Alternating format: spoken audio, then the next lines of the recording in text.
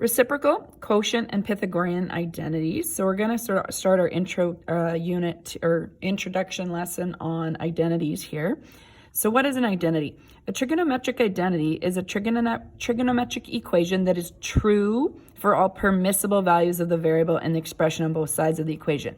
So I'm going to mention that a couple times throughout this unit when we're doing some comparison. How do I know if something's an identity? Okay, when it says all true for all the permissible values, we're used to hearing maybe non-permissible values. Those are restrictions, like what x cannot equal.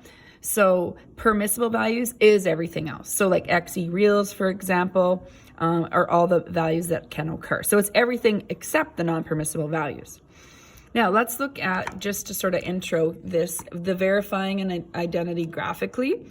So to check to see if an equation is an identity, you would graph both sides of the equation. If both graphs are identical, then the equation is an identity for that domain. In other words, the left-hand side is equal to the right-hand side, and that will be terminology we use throughout this. So if we take a look at this first example, is sin x equals cos x tan x an identity? So if you look, we would know how to graph sin x by hand if we needed to. We're actually not going to be having to graph these in this unit. So this picture is more just showing that this would be true graphically as well as algebraically that we learn later on. So this is the sine graph drawn right here. And if you were to put in a graphing calculator or any graphing software y equals cos x tan x, you would see the same graph would result. So you can see that's how they type that in. Okay, so that means it's true. The left side and the right side, or both equations, are the same. So we say yes, and I just wanted to point out it's for the domain, and we can only see negative 360 to 360, so we can assume that pattern continues, but for sure we know it's true for that.